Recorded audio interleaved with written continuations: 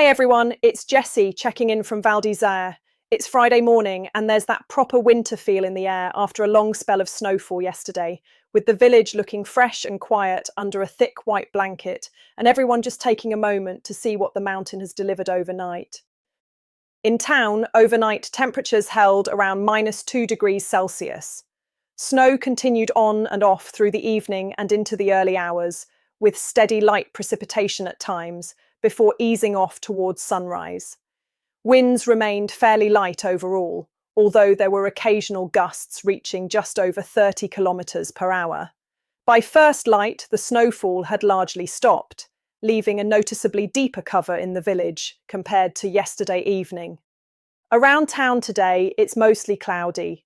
The snow from overnight lingers in places, but the chance of further precipitation is fairly low through the day. Temperatures are expected to climb to around -2 degrees Celsius.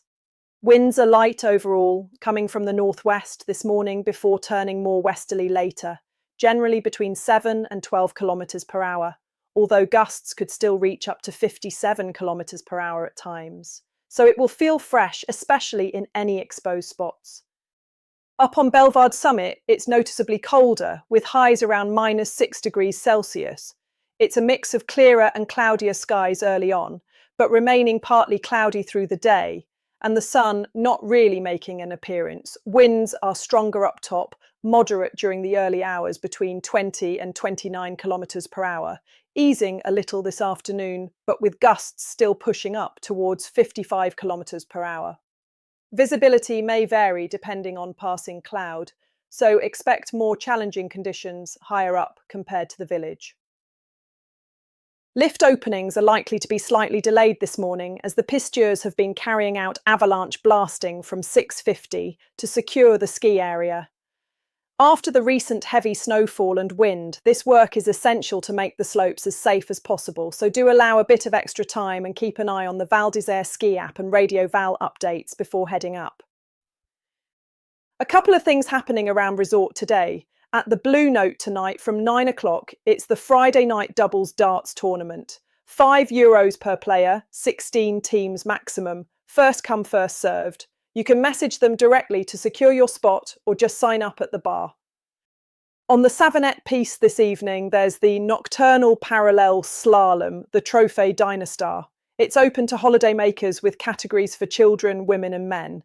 Places are limited with direct elimination and some great prizes including Dynastar kit and even a pair of skis in the prize draw for the adult competitions. Registration is free at the Club de Sport from 9 in the morning, subject to availability, with bib collection at 5:30 on the Savonnette. And if you fancy something completely different, there's the Pinceaux Libres painting workshop behind the church at 6 p.m. A relaxed 1-hour creative session with all materials provided.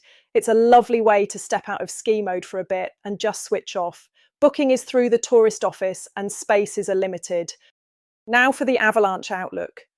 This is a translated summary of the official Bulletin d'Estimation du Risque d'Avalanche issued by Météo France for the Vanoise Massif, and you must check the full report via the link in the description before heading off piste.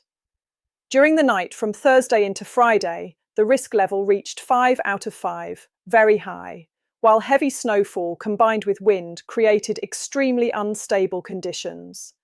Very large to even exceptional avalanches were possible overnight, with the potential to travel far and threaten infrastructure. Being in a valley bottom is not necessarily safe in these conditions. For today, Friday, the risk lowers slightly, but remains at level 4 out of 5, which is still high. The recent snowfall of around 30 to 60 centimetres, heavily influenced by wind, has formed numerous concealed wind slabs on all aspects, generally above around 1,800 metres and above the tree line. These slabs are easily triggered by a skier and are likely to produce medium-sized avalanches. There is also the possibility that a smaller triggered slide could step down into deeper weak layers and produce a much larger avalanche. There remains a chance of spontaneous releases, particularly near the Vanoise area as winds ease. Glide avalanches and full-depth slides are also returning, especially on steep, grassy slopes at lower altitudes, often releasing later in the day. With the return of some clearer spells this afternoon, sun-exposed slopes at mid and high elevations could see additional loose snow avalanches. In short, these are serious conditions. Off-piste terrain above the forest is particularly sensitive, and any route choice needs to be extremely conservative. If you are heading beyond marked and open pistes, proper equipment, experience, and up-to-date information are absolutely essential. If you're planning to explore the mountains this season, remember, off-piste skiing is dangerous.